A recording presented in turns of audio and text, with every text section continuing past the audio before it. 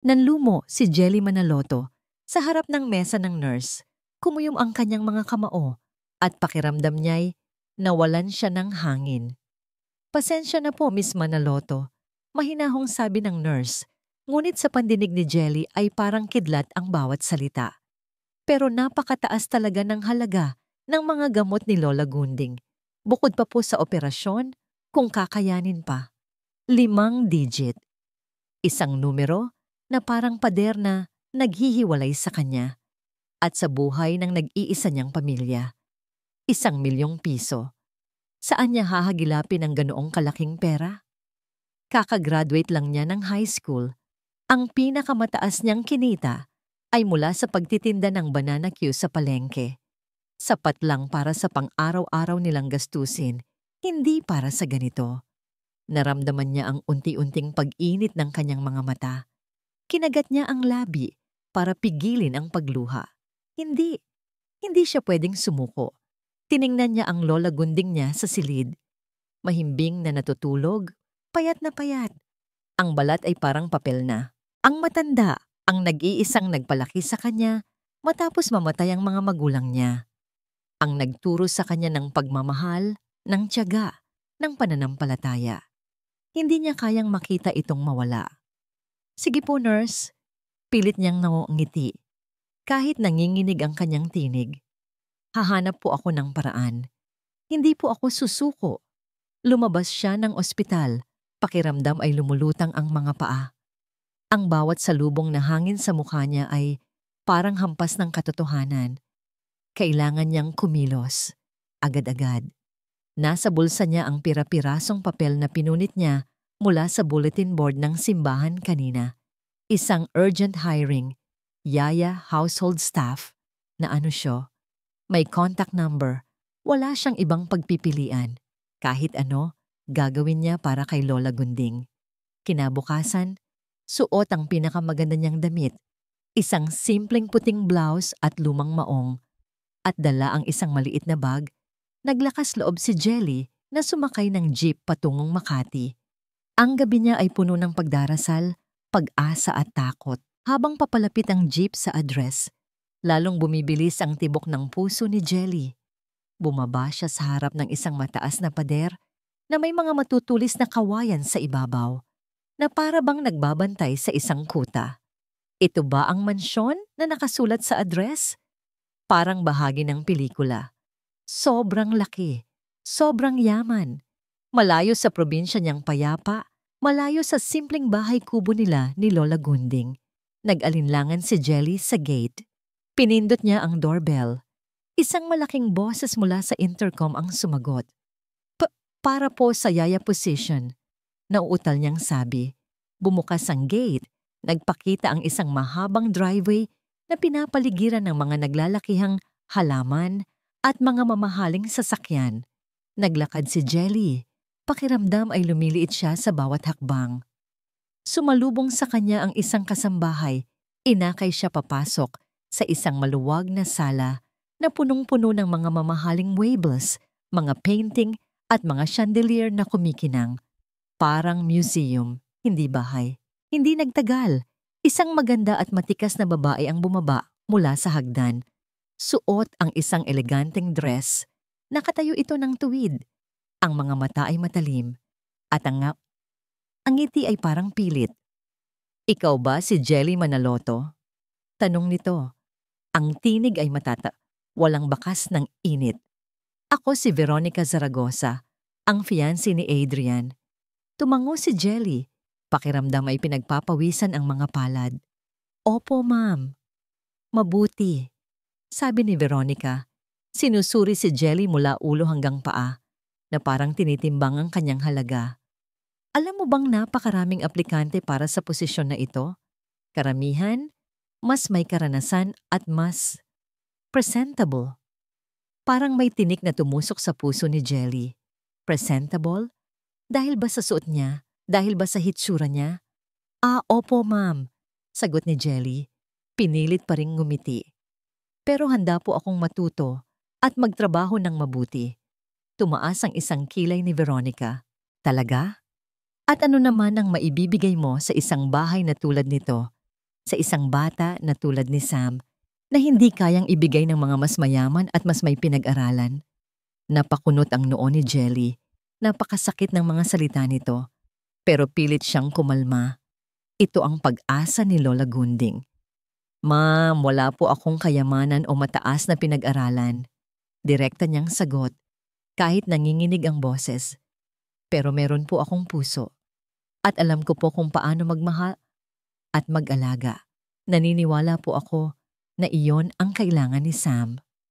Nagulat si Veronica sa diretsong sagot ni Jelly. Ngunit mabilis na binalik ang kanyang malamig na ekspresyon. Tignan natin. Bulong nito, na tila sa sarili lang. Sumunod ka. Dadalhin kita kay Adrian. Habang naglalakad sa koridor, napansin ni Jelly ang isang maliit na bata na nakaupo sa sulok ng isang malaking kwarto, malayo sa mga kalaruan. Nakayuko ito, hindi kumikibo. Iyon siguro si Sam. Ramdam ni Jelly ang kakaibang kirot sa dibdib niya. Ang bata ay mayaman. Pero bakit parang lungkot na lungkot? Dinala siya ni Veronica sa isang malaking opisina. Nakaupo sa likod ng malaking mesa ang isang matikas na lalaki, nakatitig sa computer screen. Ang kanyang mukha ay seryoso, walang emosyon, at ang kanyang mga mata ay parang may malalim na pinagdadaanan. Adrian, sabi ni Veronica, may bahid ng tamis sa boses nito. Siya si Jelly Manaloto para sa Yaya position. Tumingala si Adrian Alonso. Ang kanyang mga mata ay malamig, walang emosyon na parang nakikipag-ugnayan siya sa isa lang sa kanyang mga empleyado, hindi sa isang aplikante para sa anak niya. Maupo ka, simpleng sabi nito. Umupo si Jelly. Pakiramdam ay nauubusan ng lakas. Hindi niya maintindihan kung bakit. Ito ang taong mayaman, ang ama ni Sam. Pero bakit parang mas malungkot pa siya kaysa sa mga taong kilala niya sa probinsya? Sinabi mo kay Veronica na alam mo kung paano mag-alaga at magmahal. Panimula ni Adrian, hindi man lang nakatingin sa kanya. Para sa akin, ang pinakamahalaga ay ito. May tiwala ka ba sa sarili mo na kaya mong pasayahin ang anak ko? Isang direktang tanong. Isang tanong na tumagos sa pinakamalalim na bahagi ng puso ni Jelly. Hindi lang ito tungkol sa sweldo. Hindi lang ito tungkol sa trabaho.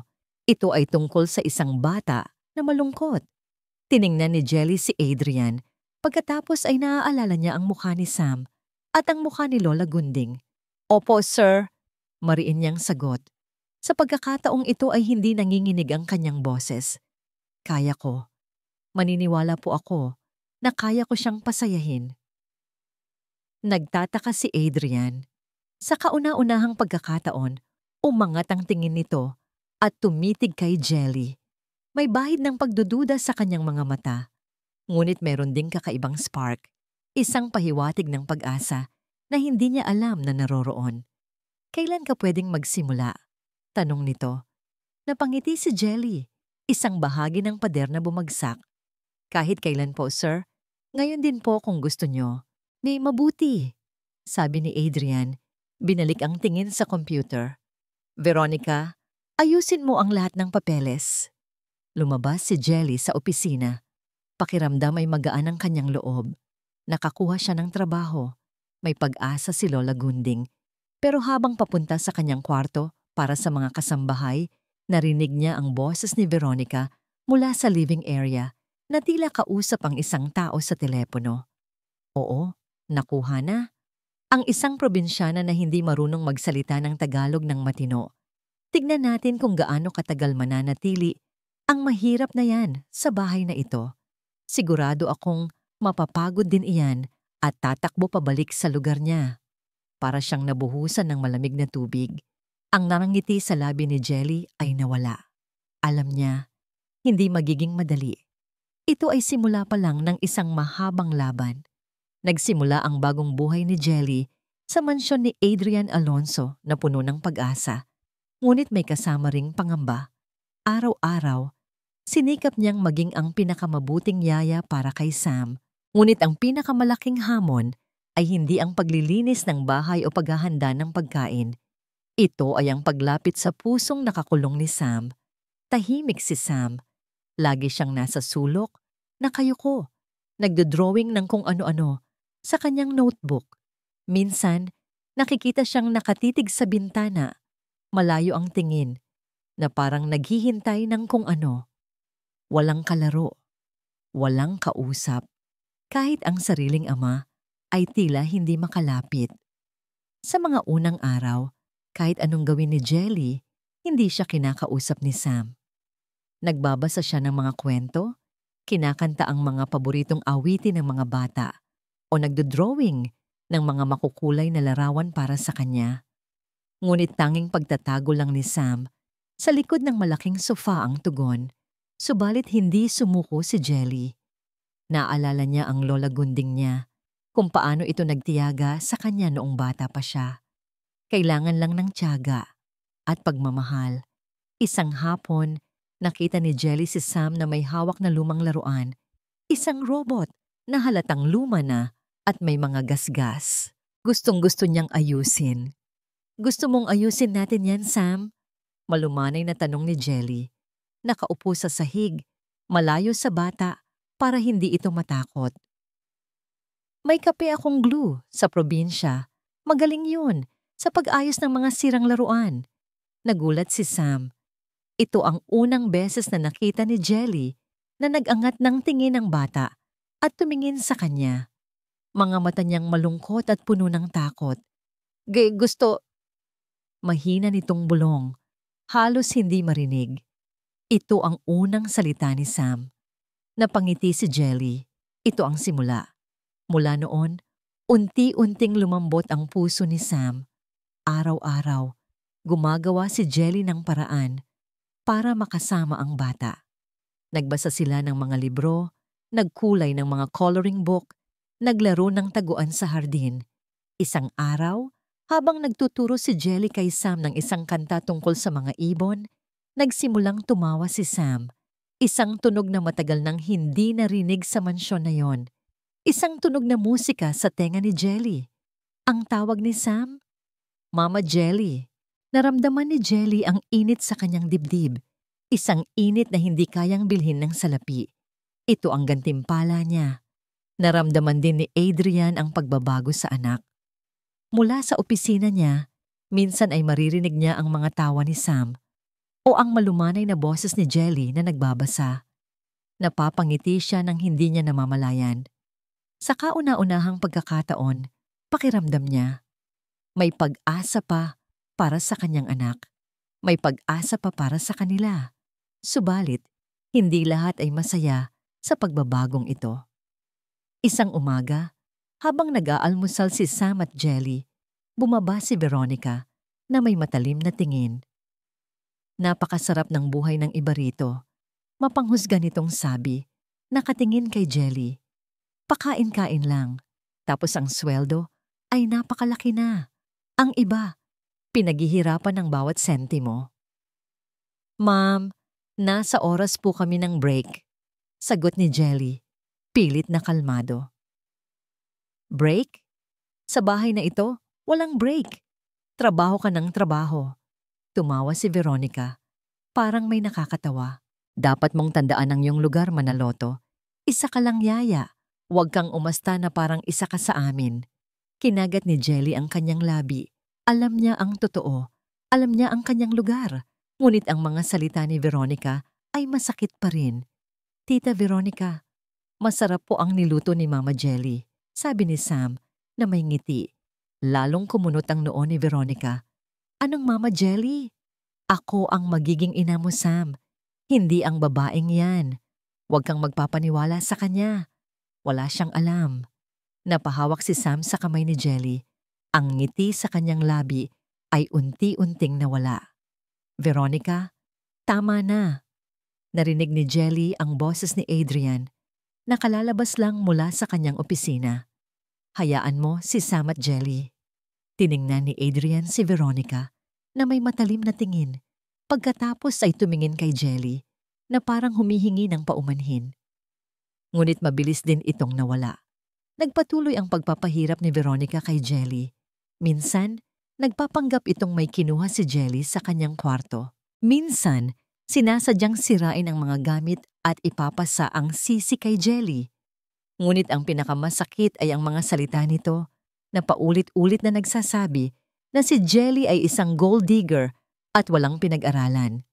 Isang araw, habang tinutulungan ni Jelly si Sam na magbihis, napansin niya ang isang maliit na pasa sa braso ng bata. Hindi ito kalakihan, ngunit sapat para makita. Sam, anong nangyari dito? Tanong ni Jelly na may pag-aalala. Biglang nanlaki ang mga mata ni Sam. Umiling ito ng mabilis at nagtago sa likod ni Jelly na parang takot. Wala po. Natumba lang po ako. Hindi naniniwala si Jelly. May kung anong kumurot sa kanyang dibdib. May iba pa rito. Nang gabing iyon, habang naglalakad si Jelly sa pasilyo, narinig niya ang boses ni Adrian na kausap ang isang tao sa telepono. Gusto kong mahanap mo ang lahat ng impormasyon tungkol kay Veronica Zaragoza. Seryosong sabi ni Adrian, kahit ang pinakamaliit na detalye, at gusto kong obserbahan mo ang lahat ng nangyayari dito sa bahay. Walang makakaligtas sa'yo. Narinig mo? Hindi maintindihan ni Jelly kung bakit. Bakit gusto ni Adrian na ipaimbestiga si Veronica. Ngunit habang naglalakad siya papalayo, narinig niya muli ang boses ni Veronica mula sa living area na parang kausap ang isang tao sa telepono. Kailangan nating alisin ang babaeng yan. Nagiging sagabal na siya sa mga plano natin. Nagtago si Jelly sa likod ng pader, nanginginig. Plano? Anong plano? Napansin niya ang isang larawan sa isang estante. Larawan ni Adrian at Veronica, magka-holding hands. Mukha silang masaya. Pero bakit pakiramdam ni Jelly may itinatago si Veronica? At bakit ang daming misteryo sa bahay na ito? Naramdaman niya ang malamig na simoy ng hangin. May masamang mangyayari, may nagbabantang anino. At pakiramdam niya, siya ang nasa gitna ng lahat ng ito.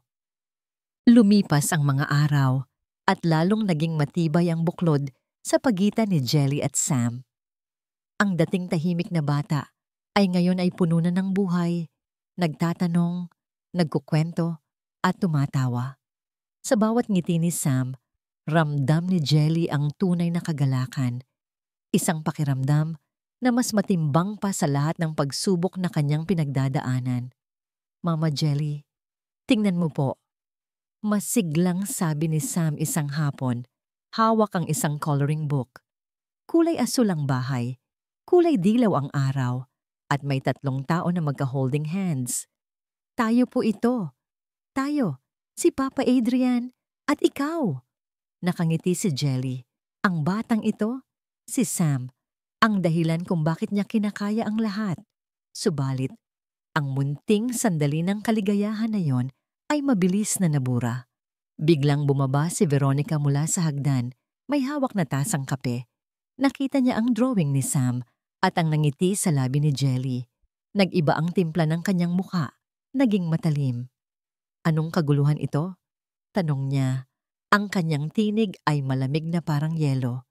Tita Veronica, tingnan mo po ang drawing ko, sabi ni Sam na may pagmamalaki. Ngunit hindi pinansin ni Veronica ang bata. Ang tingin niya ay nakatuon kay Jelly na parang sinisisi ito sa lahat. At anong Mama Jelly ang naririnig ko? Ikaw ba, Manaloto? Ay tinuturuan mo ang bata na tawagin kang ina?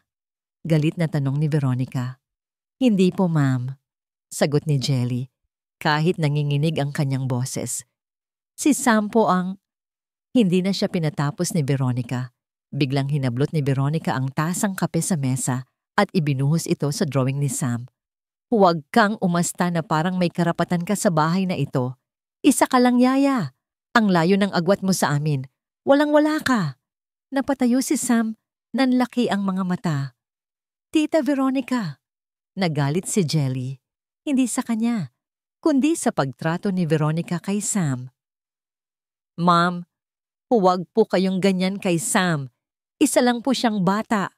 Biglang humarap si Veronica kay Jelly at handa na sana itong sampalin si Jelly.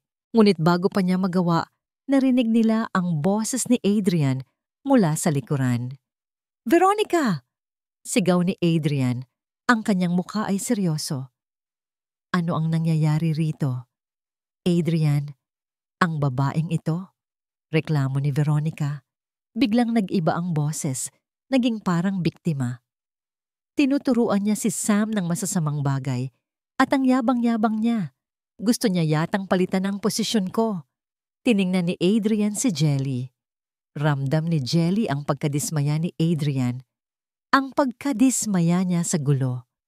"Jelly, pumasok ka muna sa loob," kalmadong sabi ni Adrian. Walang nagawa si Jelly kundi sundin ang utos ni Adrian.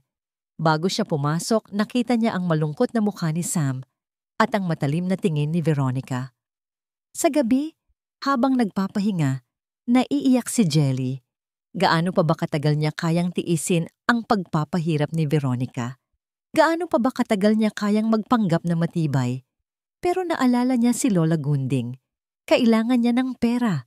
Kailangan niya ang trabahong ito. Kinabukasan, binisita ni Jelly si Lola Gunding sa ospital. Mahina pa rin ang kanyang lola, ngunit masigla ang kanyang mga mata. "Kamusta ka, Apo?"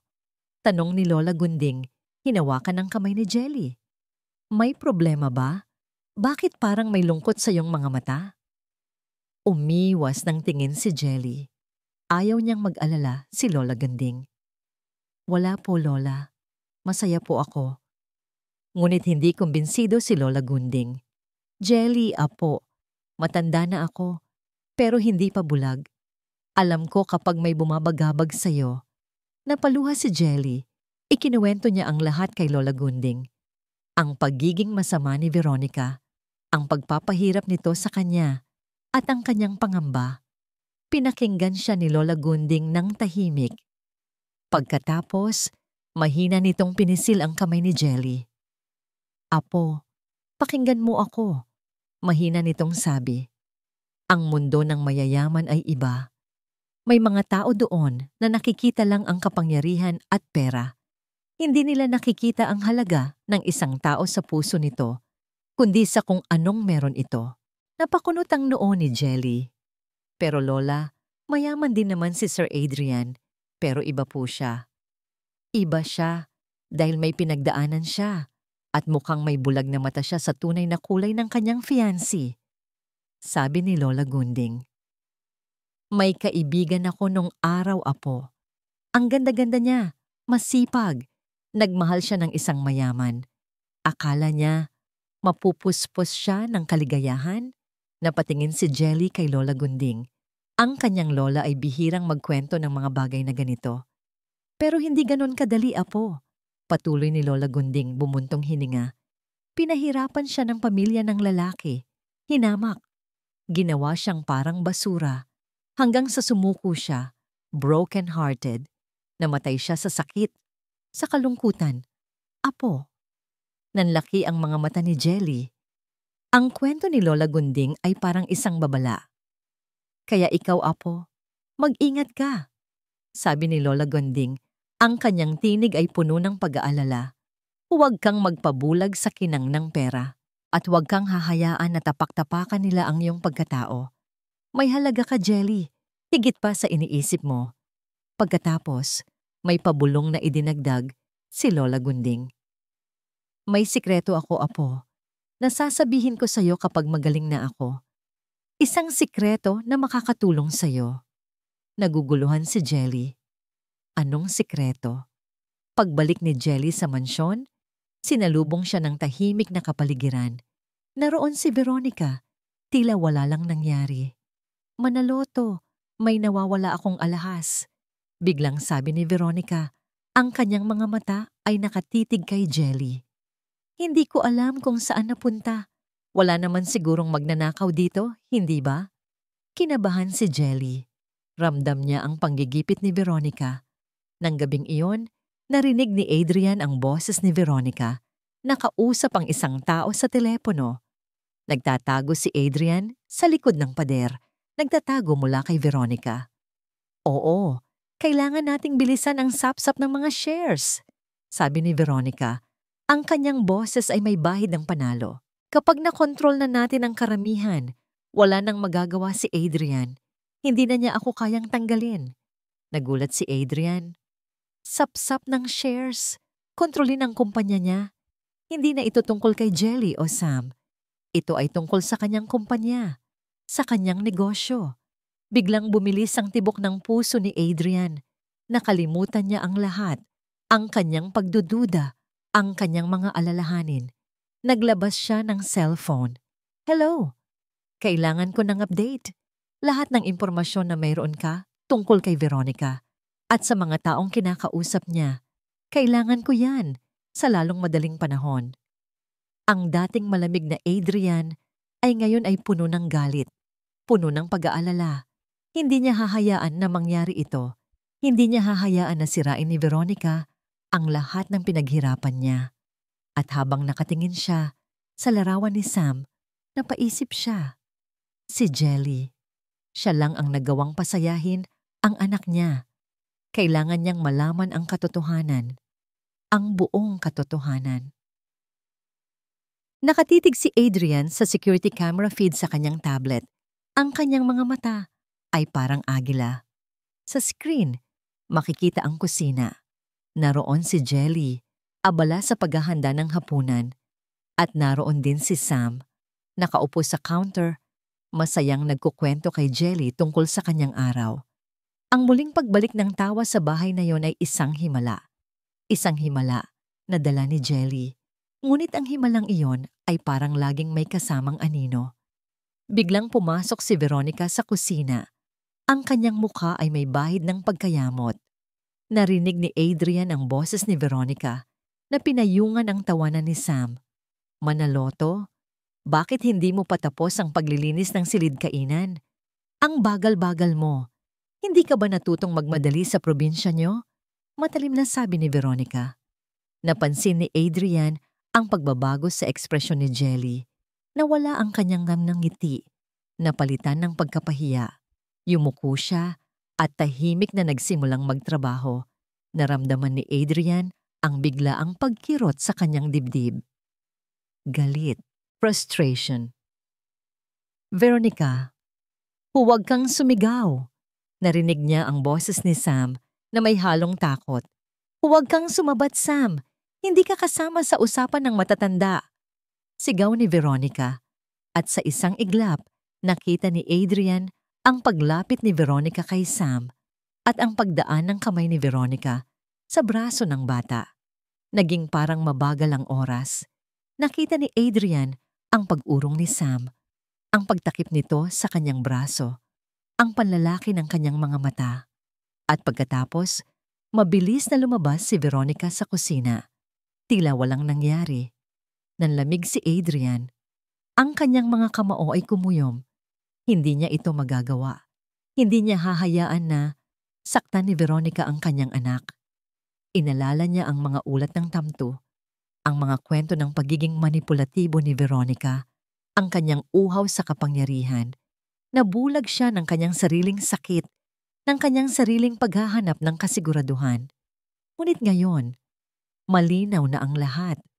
Kinabukasan, sinadya ni Adrian na maglaan ng oras para kay Sam. Inaya niya ang bata sa garden kung saan sila naglaro ng bola. Isang bagay na matagal na niyang hindi nagagawa. Sam, malumanay na tanong ni Adrian habang nagpapahinga sila sa ilalim ng puno. Masaya ka ba kapag kasama mo si Mama Jelly? Biglang lumiwanag ang mukha ni Sam. Opo, Papa. Si Mama Jelly po ang pinakamabait. Kinakantahan niya po ako. Binabasahan niya po ako ng kwento. Hindi po siya sumisigaw. Sumisigaw? Tanong ni Adrian. Ang kanyang tinig ay halos hindi marinig. Sino ang sumisigaw, anak? Yumuko si Sam. Si Tita Veronica po.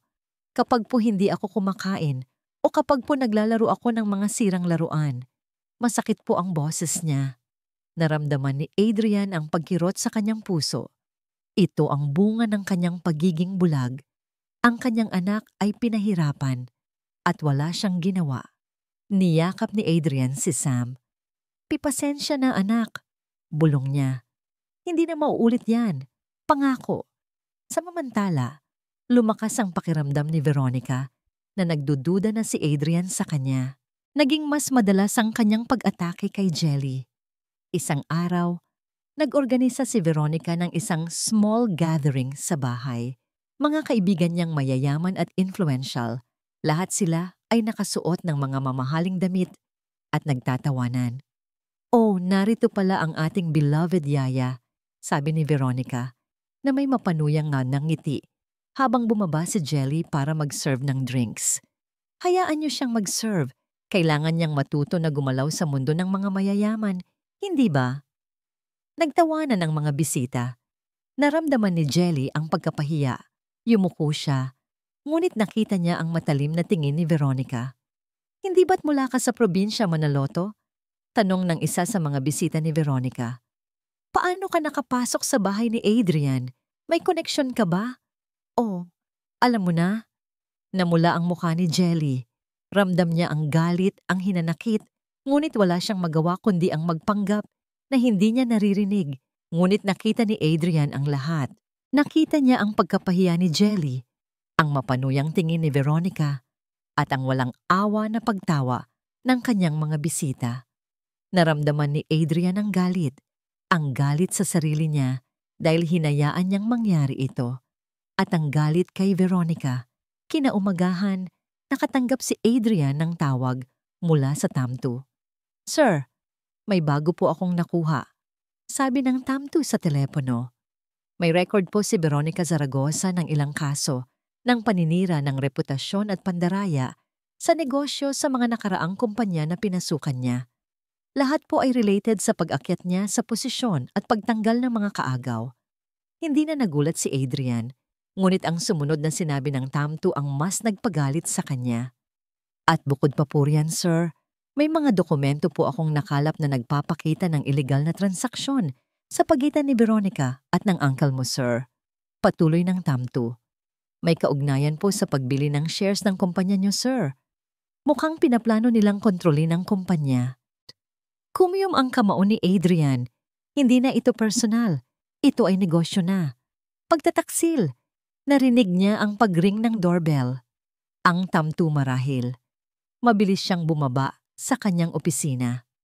Bumukas ang pinto at inabot sa kanya ng Tamtu ang isang malaking envelope. Binuksan ni Adrian ang envelope. Sa loob, naroon ang mga litrato. Mga litrato ni Veronica na nakikipag-usap sa kanyang tiyuhin sa isang restaurant.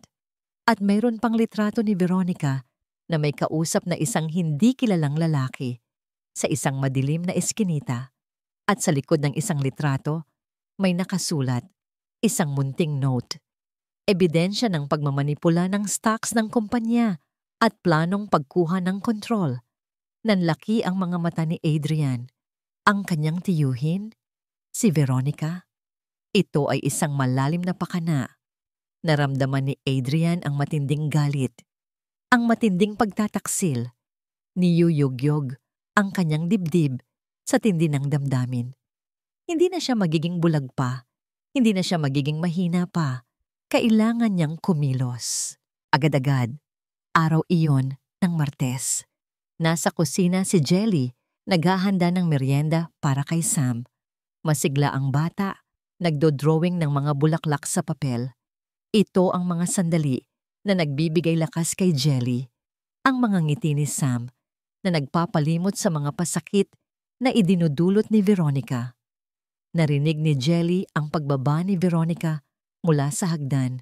May hawak itong maliit na box ng alahas at naglalakad papunta sa living area. Nagkunwari si Jelly na hindi niya ito napansin.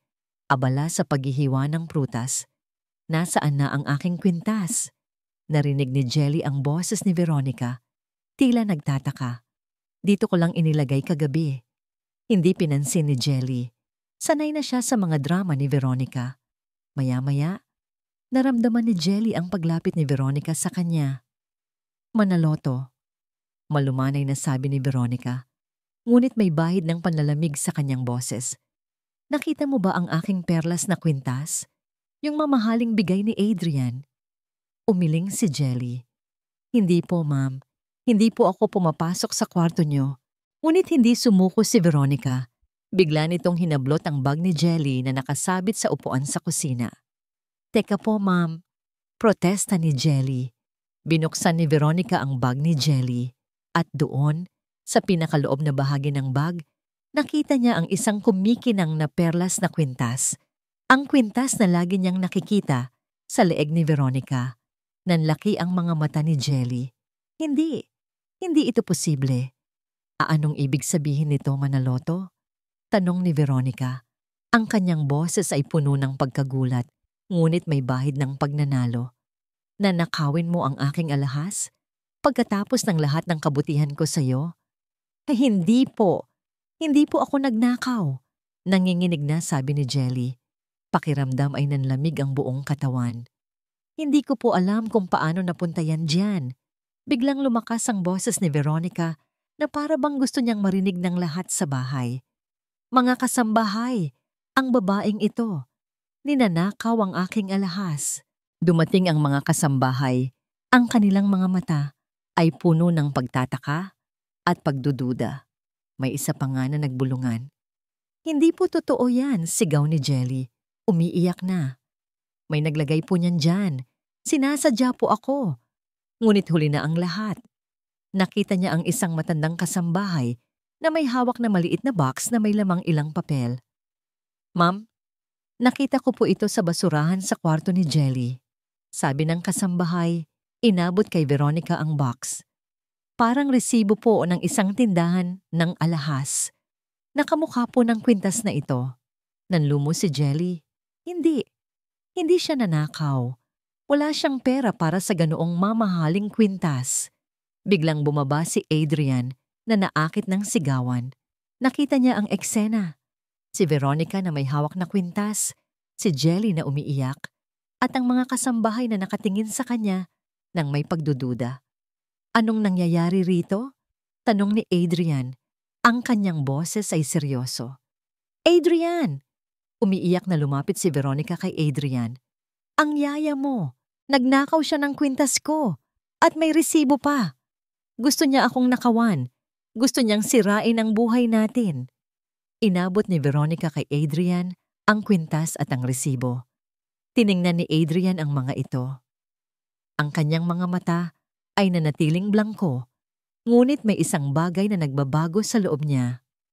Sir, hindi po totoo yan. Sigaw ni Jelly. Lumapit kay Adrian. May naglagay po niyan sa bag ko.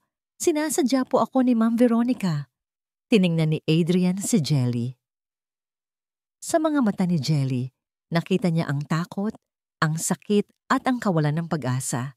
Hindi ang mga mata ng isang magnanakaw, ngunit ang mga ebidensya ay napakalinaw at naalala ni Adrian ang ulat ng tamto. Ang tungkol sa mga kaso ng paninira ng reputasyon, ang tungkol sa pagmamanipula. Jelly, mahinang sabi ni Adrian, ang kanyang tinig ay may bahid ng pagod. Pasensya na, ngunit ang mga ebidensya ay napakalinaw. Hindi ko na kayang panatilihin ka dito. Nalaglag ang puso ni Jelly. Sir, wag po. Hindi po totoo yan. Kailangan ko po ang trabahong ito para kay Lola Gonding. Pasensya na, ulit ni Adrian. At sa pagkakataong ito, naramdaman ni Jelly ang pagiging seryoso ng kanyang desisyon. Kailangan mong umalis, nanginginig si Jelly. Hindi niya ito kayang tanggapin. Ito ang pag-asa ni Lola Gonding. Adrian, hindi mo ba nakikita? Sabi ni Veronica na may mapanuyang mamnyang ngiti. Magnanakaw siya. Hindi siya karapat-dapat sa bahay na ito. Hindi siya karapat-dapat sa'yo. Sa atin. Pinipigilan ni Jelly ang pagluha, ngunit hindi na niya kaya. Sir, hindi po ako magnanakaw. Sabi ni Jelly, ang kanyang boses ay puno ng sakit. Pero kung yun po ang paniniwala niyo, wala po akong magagawa. Tinawag ni Adrian ang kanyang driver. Ihatid mo si Jelly pa uwi. Bigyan mo siya ng sapat na panggastos. Niyakap ni Jelly si Sam. Sam, paalam anak. Bulong niya, umiiyak. Kumapit si Sam kay Jelly. Umiiyak din. Mama Jelly, huwag ka pong umalis.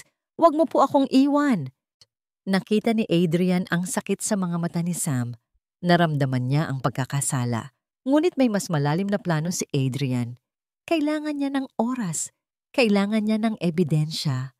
At ang pagpapaalis kay Jelly ang tanging paraan para hindi siya paghinalaan ni Veronica. Habang naglalakad palabas si Jelly, pakiramdam niya ay may bumabali sa kanyang puso. Ang kanyang mga pangarap, ang kanyang pag-asa para kay Lola Gunding, ang kanyang pagmamahal kay Sam. Lahat ng iyon ay parang naglaho na sa isang iglap. Pagsakay niya sa sasakyan, tumingin si Jelly sa bintana. Nakita niya si Sam, nakatayo sa bintana ng kanyang kwarto, ang kanyang mga mata ay pula at patuloy pa rin ang pag-iyak. Niyakap ni Sam ang kanyang robot, ang robot na inayos ni Jelly. At doon, sa mga mata ng bata, nakita ni Jelly ang sakit, ang takot, ang pagkawala. Ang mundo ni Jelly ay bumagsak. Narinig ni Adrian ang sigaw. Hindi ito sigaw ng galit, kundi sigaw ng matinding sakit. Nagmamadali siyang pumunta sa kwarto ni Sam. Nakita niya ang isang bagong yaya, nanginginig, habang si Sam ay nakaupo sa sahig, umiiyak ng malakas at hinahampas ang kanyang mga kamay sa sahig. Ayoko sa inyo. Gusto ko si Mama Jelly. Sigaw ni Sam. Ang kanyang boses ay nanginginig sa matinding pag-iyak. Umupo si Adrian sa tabi ng kanyang anak. Sinubukan itong yakapin. Ngunit umilag si Sam. Huwag po, Papa. Kinuha niyo po si Mama Jelly. Masama po kayo. Sigaw ni Sam. Pagkatapos ay tumakbo papunta sa sulok ng kwarto, kung saan siya nagtago sa ilalim ng kanyang kumot. Nalaglag ang mga balikat ni Adrian. Ito ang bunga ng kanyang desisyon.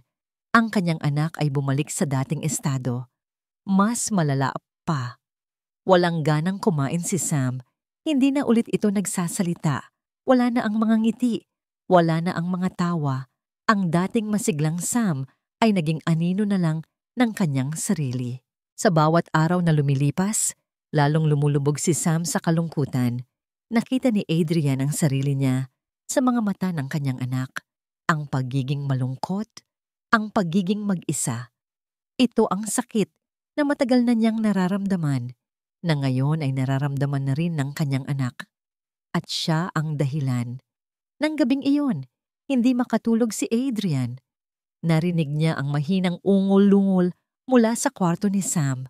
Nagmamadali siyang pumunta doon. Nakita niya si Sam, nanginginig, pawisan, at umiiyak sa kanyang kama. Mama Jelly! Mama Jelly!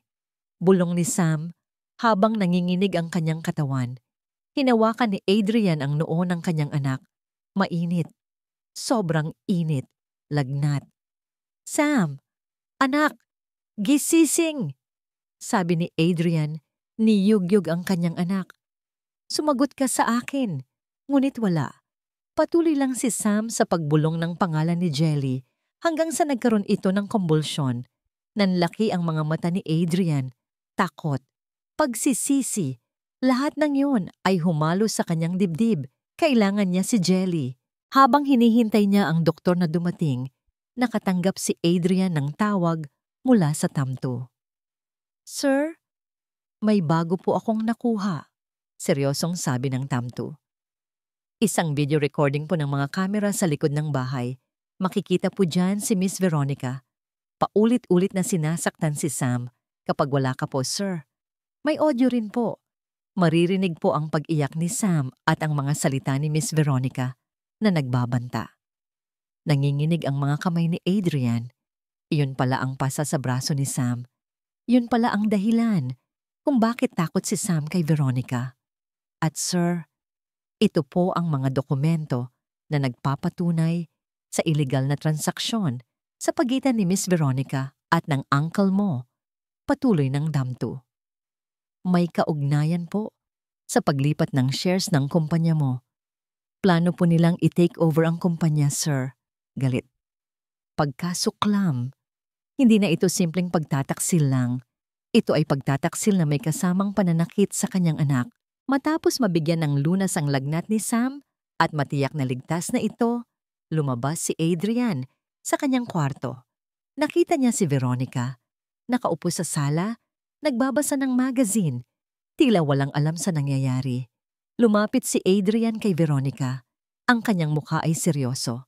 Ang kanyang mga mata ay puno ng galit. Veronica, malamig niyang sabi. Tumingala si Veronica, nagulat sa tono ng boses ni Adrian. Adrian, anong nangyari? Bakit ganyan ang mukha mo? Walang salitang inabot ni Adrian kay Veronica ang tablet. Sa screen, tumatakbo ang video ng pananakit ni Veronica kay Sam. Nanlaki ang mga mata ni Veronica. Naging putla ang kanyang mukha. Adrian, hindi iyan totoo. Sigaw ni Veronica. Pinagbibintangan mo ako. Hindi ko gagawin yan sa anak mo. Wala kang karapatan na tawagin si Sam na anak ko. Matalim na sabi ni Adrian. At huwag kang magpanggap na wala kang alam. Nakikita ko ang lahat. Narinig ko ang lahat. Sunod na inilabas ni Adrian ang mga dokumento, ang mga transaksyon, ang mga ebidensya ng pagtataksil. At ito, Veronica, ang mga patunay na pinaplano mo akong talikuran at agawin ang kumpanya ko, kasama ang uncle ko. Sabi ni Adrian, ang kanyang boses ay puno ng puot. Ang tiyuhin ko na pinagkakatiwalaan ko, nanilinlang mo. Namutla si Veronica. Alam niyang huli na siya. Adrian, pakinggan mo ako, sabi ni Veronica. Nagsimulang umiyak. Gusto ko lang naman ng magandang buhay. Mahal kita. Ginawa ko lang yon dahil mahal kita. Tumawa si Adrian ng mapait. Mahal? Hindi iyan pagmamahal, Veronica. Iyan ay pagiging makasarili. Iyan ay kasamaan. Ang kasal natin ay tapos na, sabi ni Adrian. Ang kanyang tinig ay walang bahid ng emosyon. At sisiguraduhin kong babayaran mo ang lahat ng ginawa mo, hindi lang sa akin, kundi sa anak ko. At kay Jelly. Biglang tumayo si Veronica. Ang kanyang mukha ay puno ng galit, hindi na nagpapanggap na biktima. Adrian, tingnan natin kung sino ang magtatapos na may lahat. Sigaw ni Veronica. Ang kanyang boses ay nanginginig. Akala mo ba ay madali lang akong alisin? Hindi. Sisiguraduhin kong mawawala ang lahat ng meron ka. Ang kumpanya mo, ang reputasyon mo, lahat ng iyan ay mawawala. Tumawa si Veronica ng nakakabaliw. Tingnan natin kung sinong talunan sa huli. Ang mga salita ni Veronica ay parang sumpa. Nagpapapadyak sa tenga ni Adrian. At hindi nga nagtagal, naging katotohanan ang bawat banta niya. Kinabukasan, isang malaking balita ang bumulaga kay Adrian. Ang mga stock ng kanyang kumpanya ay bumagsak ng husto. Nagulantang ang stock market. Sunod-sunod ang mga tawag mula sa kanyang board members at mga investor. Adrian, anong nangyayari? Galit na tanong ng isa sa kanyang mga matatag na investor. May kumakalat na balita na may internal conflict sa management niyo at may nangyayaring illegal transaction. Totoo ba ito? Pinilit ni Adrian na maging kalmado. Wala po kaming tinatago, sir. May kaso po kaming kinakaharap tungkol sa illegal transfer of shares.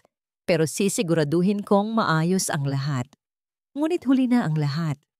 Isa-isa nang nag-pull out ang mga investor. Parang domino effect. Ang kanyang kumpanya na pinaghirapan niyang itayo sa loob ng maraming taon ay ngayon ay nasa bingit ng pagbagsak. Hindi lang yon. Pagbukas ni Adrian ng kanyang cellphone, bumulaga sa kanya ang mga notifikasyon. Ang kanyang pangalan, ang pangalan ni Jelly, ang pangalan ni Sam. Lahat ay nasa headline ng mga online news at social media. CEO Adrian Alonso, nakipagtalik sa yaya habang engaged, bata, nagiging biktima ng pagkabigo. Veronica Zaragoza, biktima ng pagtataksil ng fiancé at yaya. Kasama ang mga maling litrato at mga pekeng quote.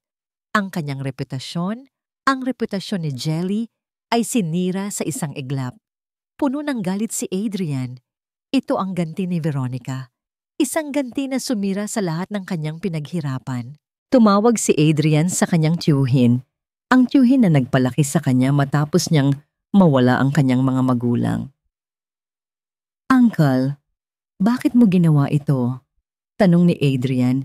Ang kanyang boses ay nanginginig sa galit. "Bakit mo ako tinrider? Bakit mo niloko ang kumpanya natin?" Narinig niya ang pagbuntong hininga ng kanyang tiyuhin sa kabilang linya.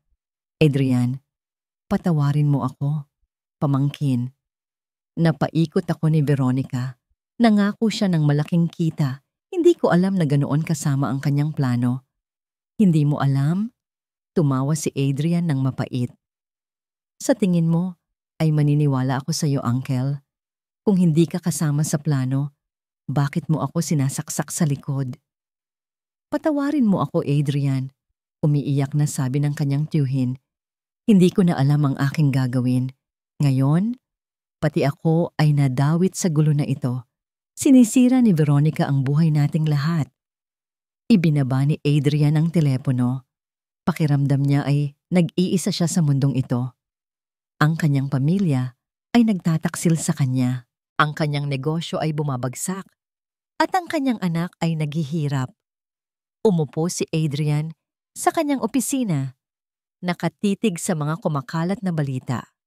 Nakita niya ang isang litrato ni Jelly na kinuha ng patago habang papalabas ito ng mansyon. Ang kanyang mukha ay puno ng lungkot, ng pagkapahiya. Naaalala niya ang mga salita ni Lola Gunding kay Jelly na ikinuwento ni Jelly sa kanya. Ang mundo ng mayayaman ay iba.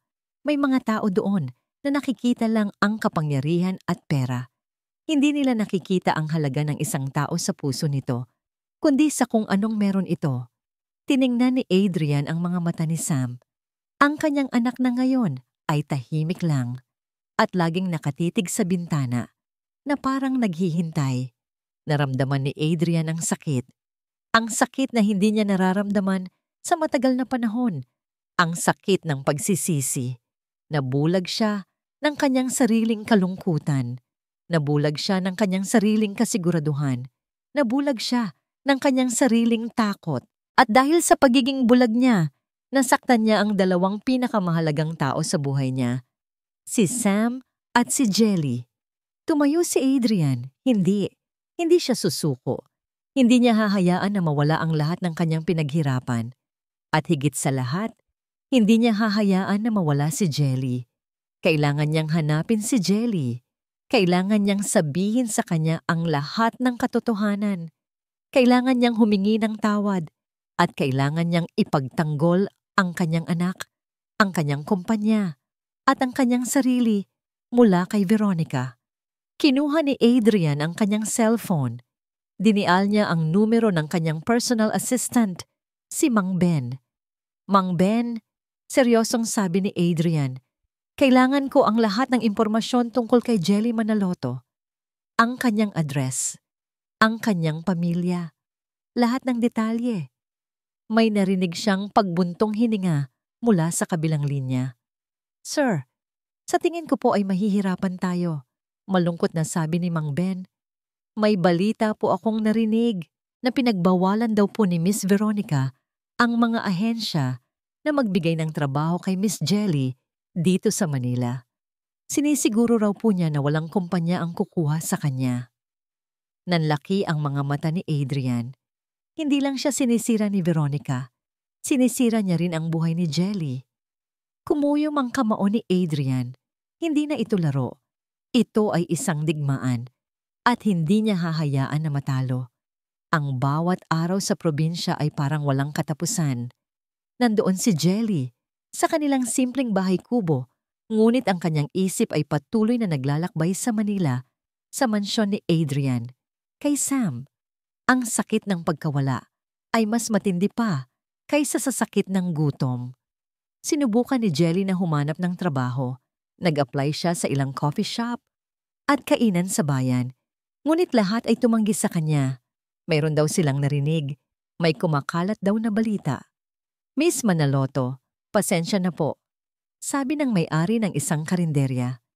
"Narinig ko po kasi ang kwento niyo sa Manila. Mahirap po kaming magtiwala sa ganoong reputasyon. Nalaglag ang puso ni Jelly. Ito ang bunga ng paninira ni Veronica. Kahit saan siya magpunta, bitbit niya ang marka ng pagiging magnanakaw at gold digger. Hindi siya makatakas. Isang hapon, habang nakaupo si Jelly sa tabi ni Lola Gunding, nagbabasa ng Biblia, napansin niyang napakatahimik ng kanyang apo. "Jelly, apo," sabi ni Lola Gunding, ang kanyang boses ay mahina, ngunit puno ng pagmamahal. "Ano ba ang bumabagabag sa'yo? Bakit parang lalong lumulubog ka sa kalungkutan?" Umiyak si Jelly. Hindi na niya kayang itago ang lahat. Ikinuwento niya kay Lola Gunding ang lahat. Ang pagpapaalis sa kanya, ang paninira ng kanyang reputasyon, ang kawalan ng trabaho, ang lahat ng sakit na nararamdaman niya. Pinakinggan siya ni Lola Gunding ng tahimik. Pagkatapos, hinawakan niya ang kamay ni Jelly at pinisil ito ng mahina. "Apo, pakinggan mo ako," sabi ni Lola Gunding. Ang kanyang mga mata ay puno ng karunungan. "Naalala mo ang kwento ng kaibigan ko? Ang pagmamahal niya ay nasira dahil sa kayamanan at posisyon. Ngunit iba ka, Jelly. Meron kang puso na ginto. Meron kang pagmamahal na walang kapantay." "Pero Lola, wala po akong laban," sabi ni Jelly, umiiyak. "Wala po akong pera. Wala po akong pamilya na susuporta sa akin. Si Veronica po ay mayaman, may kapangyarihan. Pero meron kang katotohanan, Jelly," mariing sabi ni Lola Gunding. At ang katotohanan, kahit gaano pa kahirap, ay laging mananaig. Huwag kang sumuko. Huwag kang hahayaan na sirain nila ang iyong pagkatao. May halaga ka, Jelly, higit pa sa kanilang kayamanan. Pagkatapos, may pabulong na idinagdag si Lola Gunding na tila may binubunyag na lihim. "Ang iyong mga magulang, apo, hindi sila namatay sa sakit. Sila ay pinatay ng isang lalaki na may utang sa kanila. Isang lalaki na mayaman at may koneksyon. Kaya simula noon, natakot ako sa mga mayayaman at ayaw kong mapunta ka sa ganoong sitwasyon." Nanlaki ang mga mata ni Jelly. Ang kanyang mga magulang, pinatay? At ang lalaking yon, apo, patuloy ni Lola Gunding, ang kanyang boses ay puno ng pait, ay kasama sa inner circle ng mga Alonso. Iyon ang dahilan kung bakit ayaw ko sanang pumasok ka sa bahay nila, apo. Natakot ako. Naguguluhan si Jelly. Ito ang sikreto na sinasabi ni Lola Gunding. "Pero apo," sabi ni Lola Gunding, hinawakan ang kamay ni Jelly. "Si Adrian, iba siya. Hindi siya kasama sa kasamaan. Nakikita ko sa kanyang mga mata ang pagmamahal at ang pagsisisi. Kaya, kung siya ay babalik, bigyan mo siya ng pagkakataon. Kung mahal mo siya, ipaglaban mo siya." Biglang may kumatok sa pinto. Nagtaka si Jelly. Bihirang may dumadalaw sa kanila. Binuksan ni Jelly ang pinto. At doon, nakatayo sa labas ng kanilang bahay, si Adrian. Ang kanyang mukha ay payat, ang kanyang mga mata ay puno ng pagod, at ang kanyang buhok ay magulo. Ngunit sa kanyang mga mata, nakita ni Jelly ang sakit, ang pagsisisi, at ang pagmamahal. Hindi siya nakasuot ng mamahaling suit. Nakasuot lang siya ng simpleng t-shirt at maong. At lumuhod si Adrian sa harap ni Jelly. Nanlaki ang mga mata ni Jelly. Nagulat siya. "Jelly, patawarin mo ako," sabi ni Adrian. Ang kanyang tinig ay nanginginig. "Naging bulag ako. Naging bobo ako. Hindi ko nakita ang tunay na kulay ni Veronica. Patawarin mo ako sa lahat ng sakit na idinulot ko sa iyo." Ikinuwento ni Adrian ang lahat. Ang pagpapaalis kay Jelly ay isang plano para hindi paghinalaan si Veronica. Ang video, ang mga dokumento, ang pagtataksil ng kanyang tiyuhin, ang paninira ni Veronica sa kanyang kumpanya at reputasyon. "Hindi ko lang sinisiguro ang kumpanya ko, Jelly," sabi ni Adrian. Ang kanyang mga mata ay puno ng luha. "Sinisiguro ko ang aking buhay. Ang buhay ko kasama ka. Ang buhay ko kasama si Sam." "Jelly," sabi ni Adrian, tumingin ng diretso sa mga mata ni Jelly. Si Sam, araw-araw, hinahanap ka niya. Walang tigil ang pag-iyak niya. Lagnat. Nagkaroon siya ng kombulsyon at ang tanging sinasabi niya ay ang pangalan mo. Naramdaman ni Jelly ang pagkirot sa kanyang puso. Si Sam, ang kanyang Sam. Jelly, bumalik ka, sabi ni Adrian. Ang kanyang tinig ay puno ng pakiusap. Bumalik ka sa akin. Bumalik ka sa amin. Hindi lang bilang yaya, kundi bilang ang magiging asawa ko, ang magiging ina ni Sam, ang magiging kasama ko habang buhay. Kinuha ni Adrian ang isang maliit na box mula sa kanyang bulsa. Binuksan niya ito. Sa loob, naroon ang isang simpleng singsing, hindi mamahalin, ngunit puno ng pagmamahal. Jelly Manaloto, sabi ni Adrian, ang kanyang tinig ay puno ng pag-asa. Will you marry me? Tiningnan ni Jelly ang singsing. Pagkatapos ay tiningnan niya si Adrian. Ang kanyang mukha ay puno ng hapis, ng pagsisisi at ng pagmamahal. Nakita niya ang sinseridad sa kanyang mga mata. Naaalala niya ang mga salita ni Lola Gunding, ipaglaban mo siya. Tumingin si Jelly kay Lola Gunding na nakatayo sa likod niya, nakangiti at tumatango. Ngunit nag-aalala si Jelly, ang kanilang mundo ay magkaiba. Ang kanyang nakaraan, ang kanyang hinaharap, ang mga balita, ang mga taong humuhusga.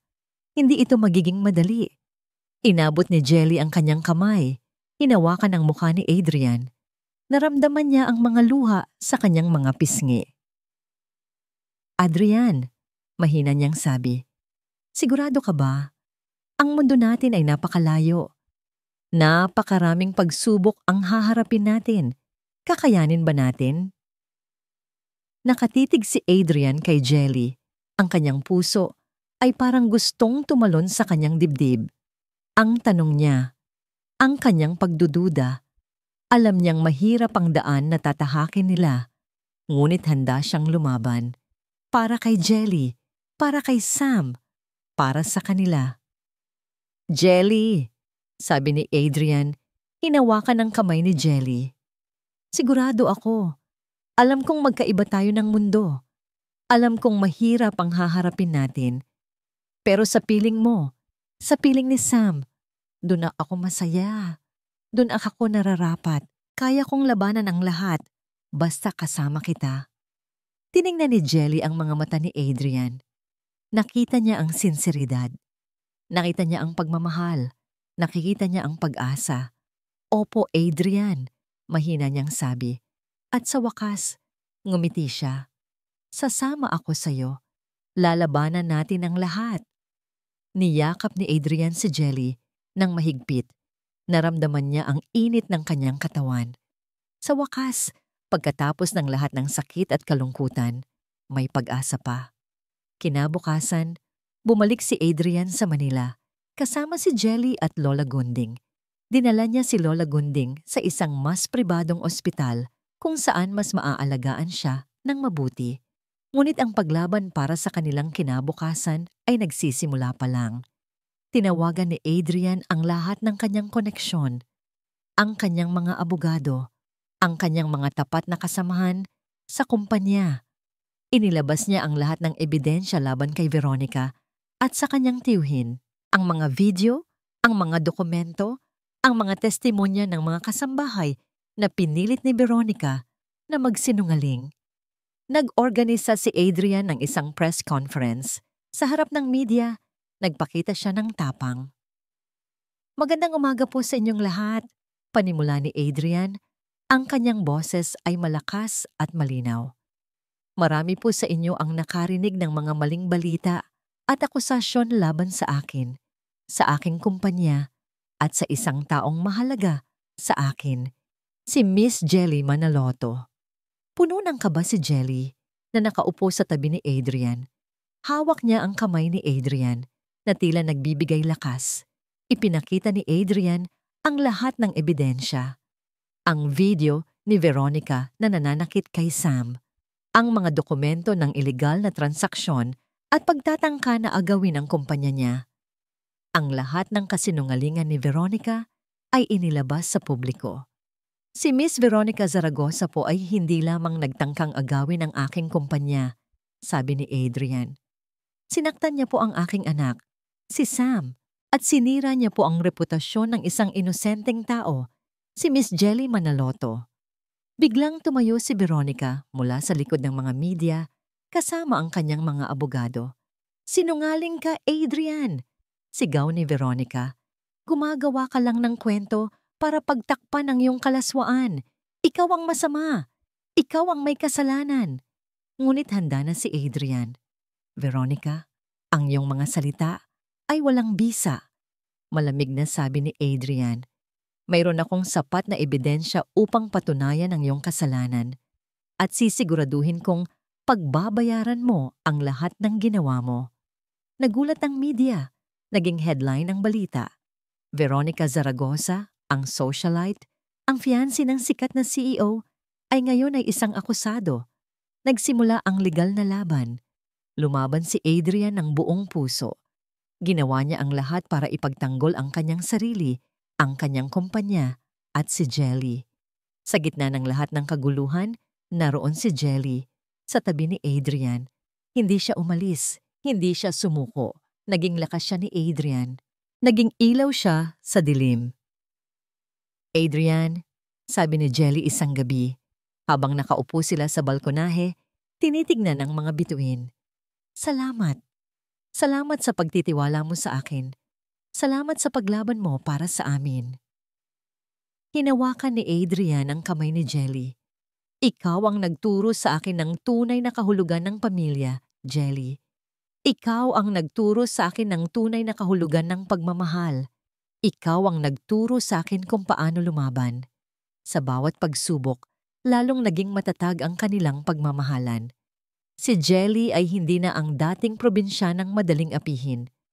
Sa bawat paninira ng media, sa bawat pagsubok na ibinabato ni Veronica, tumatayo siyang matatag sa tabi ni Adrian. Ang kanyang tinig ay puno ng katotohanan at tapang. Hindi niya ininda ang mga bulong-bulungan. Hindi niya ininda ang mga mapanghusgang tingin. Ang tanging mahalaga ay ang katotohanan at ang kanyang pagmamahal kay Adrian at Sam. Matapos ang ilang linggong matinding legal na labanan, lumabas na ang hatol. Si Veronica Zaragoza, kasama ang tiyuhin ni Adrian, ay napatunayang guilty sa mga kasong pandaraya, manipulasyon ng stock, at sadyang paninira ng reputasyon. Hinarap ni Adrian si Veronica sa korte. Ang dating socialite ay ngayon nakasuot ng simpleng damit. Ang kanyang mukha ay puno ng galit at pagkatalo. "Veronica," kalmadong sabi ni Adrian, "sana ay matuto ka sa iyong pagkakamali. Sana ay matuto ka na hindi lahat ng bagay ay nakukuha sa pera at kapangyarihan." Walang nasabi si Veronica. Ang kanyang pagmamayabang ay napalitan ng pait. Hindi na niya kayang balikan ang dati niyang buhay. Ang kanyang imperyo ay gumuho. Ang kanyang pangalan ay nasira. Sa kabilang banda, unti-unting bumangon ang kumpanya ni Adrian. Sa tulong ng kanyang tapat na mga empleyado at ilang bagong investor na naniwala sa kanyang integridad, muling nagpakita ng lakas ang Alonso Group. Mas transparent na ngayon ang pamamalakad at mas matibay ang pundasyon. "Hindi ko ito magagawa kung wala ka, Jelly," sabi ni Adrian, habang pinagmamasdan ng kanyang anak na masayang naglalaro sa hardin kasama ang kanyang lola Gunding. "Magkasama po tayo, Adrian," sabi ni Jelly. Niyakap ang kanyang braso. "Pamilya po tayo." Naramdaman ni Adrian ang mainit na damdamin. Pamilya. Isang salita na matagal nang nawala sa kanyang buhay. Isang salita na ibinalik ni Jelly. Ang dating malungkot na mansyon ay ngayon ay puno na ng tawa at sigla. Si Sam ay bumalik sa pagiging masiglang bata, ngunit mas malapit na sa kanyang ama. At si Lola Gunding, na mas malakas na ngayon, ay masaya na sa piling ng kanyang apo at ng bagong pamilya. "Adrian," tawag ni Sam, lumapit sa kanyang ama. Pwede po ba tayong magtanim ng mga bulaklak sa Tagaytay? Sabi po ni Mama Jelly. Maganda daw po doon. Nagkatinginan sina Adrian at Jelly. Ngumiti si Adrian. Isang ngiti na puno ng pag-asa. Oo, Sam, sabi ni Adrian. Niyakap ang kanyang anak at si Jelly. Sa Tagaytay, doon tayo magsisimula ng bagong buhay. Isang buhay na puno ng pagmamahal. Isang buhay na puno ng bulaklak. Hawak ni Adrian at Jelly ang mga kamay. Nakatingin sila sa masayang si Sam na tumatakbo sa hardin. Ang kanilang paglalakbay ay hindi naging madali. Puno ng sakit, ng pagtataksil, ng pagdududa. Ngunit sa huli, ang pagmamahal ay nananaig. Ang pagmamahal na lumampas sa lahat ng pagsubok. Ang pagmamahal na bumuo ng isang tunay na pamilya. Ang simoy ng hangin sa Tagaytay ay malamig at sariwa, kaiba sa magulong Maynila. Ito ang simula ng bagong kabanata sa buhay ni Jelly. Isang kabanata na pinangarap niya ngunit hindi inakalang magiging totoo. Isang simpleng kasal. Walang engranding handaan, walang mamahaling damit. Sa isang maliit na kapilya sa Tagaytay, sa harap ng ilang malalapit na kaibigan at ang kanyang lola Gunding, isinumpa ni Jelly at Adrian ang kanilang pagmamahalan. Napakasaya ni Sam. Siya ang nagdala ng singsing. Ang kanyang mukha ay puno ng kagalakan na tila ba nakuha niya ang pinakamamahal na laruan sa mundo. Papa Adrian, Mama Jelly. Sigaw niya habang naglalakad sila sa aisle. Naluha si Lola Gunding, nakaupo sa kanyang wheelchair. Ang kanyang mga mata ay nagniningning sa tuwa. Nakita niya ang katuparan ng kanyang hiling para sa kanyang apo. Isang pamilya na puno ng pagmamahal. Ang kanyang dating takot sa mundo ng mayayaman ay napalitan ng pananampalataya. Jelly, mahal kita, bulong ni Adrian habang suot niya ang singsing sa daliri ni Jelly. Salamat sa pagbibigay mo ng kulay sa aking buhay. Salamat sa pagbibigay mo ng pamilya sa akin. Adrian, mahal din kita. Sagot ni Jelly, ang kanyang tinig ay nanginginig sa emosyon. Salamat sa paglaban mo para sa atin. Salamat sa pagtitiwala mo sa akin. Matapos ang kasal, lumipat sila sa isang bahay sa Tagaytay. Hindi ito mansyon, kundi isang simpleng bahay na may malaking hardin. Ito ang pangarap ni Jelly, isang payapa at simpleng buhay. Hindi na si Adrian ang dating CEO na malamig at abala sa trabaho. Nagkaroon pa rin siya ng negosyo, ngunit ngayon ay meron na siyang balanse. Mas madalas siyang nasa bahay, naglalaro kasama si Sam, tumutulong kay Jelly sa pag-aalaga kay Lola Gunding. Isang hapon, habang nagtatanim sila ng mga bulaklak sa hardin, kasama si Sam, naramdaman ni Jelly ang kapayapaan. Mama Jelly, tingnan mo po, ang ganda ng bulaklak ko. Masiglang sabi ni Sam, ipinakita ang isang pulang rosas. Oo, anak, sabi ni Jelly, ginulo ang buhok ng bata. Parang ikaw, napakaganda. Nakatingin lang si Lola Gunding, nakaupo sa ilalim ng puno, nagbabasa ng libro. Ang kanyang mukha ay puno ng kaligayahan. Gumaling na ang kanyang sakit, at ngayon ay mas malakas na siya. Lumapit si Adrian kay Jelly, niyakap ito mula sa likuran. Masaya ka ba, mahal ko? Tumango si Jelly. Opo, Adrian. Masaya ako.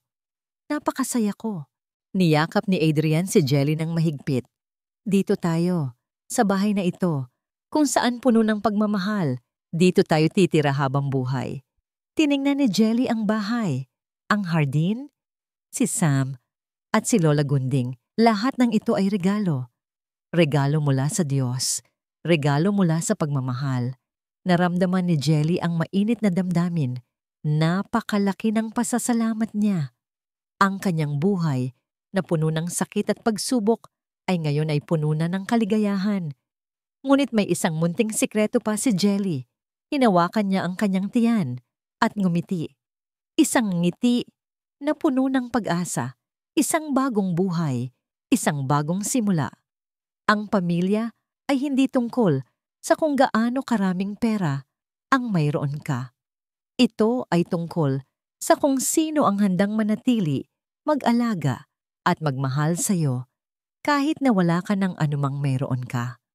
At dito nagtatapos ang kwento ni na Adrian, Jelly at Sam. Magandang araw po mga minamahal naming tagapakinig. Sa ngalan po ng aming koponan, taos-puso po kaming nagpapasalamat sa inyong walang sawang pagsuporta at pagsubaybay sa bawat kabanata ng Huling Pag-asa. Isang karangalan po ang isulat ang kwentong ito ni na Jelly at Adrian at binuo ito mula sa puso. Sa bawat salita, naramdaman namin ang sakit, ang pag-asa, ang pag-ibig, at ang pagbangon ng bawat karakter. Ito po ay hindi lamang isang kwento. Ito po ay isang paglalakbay.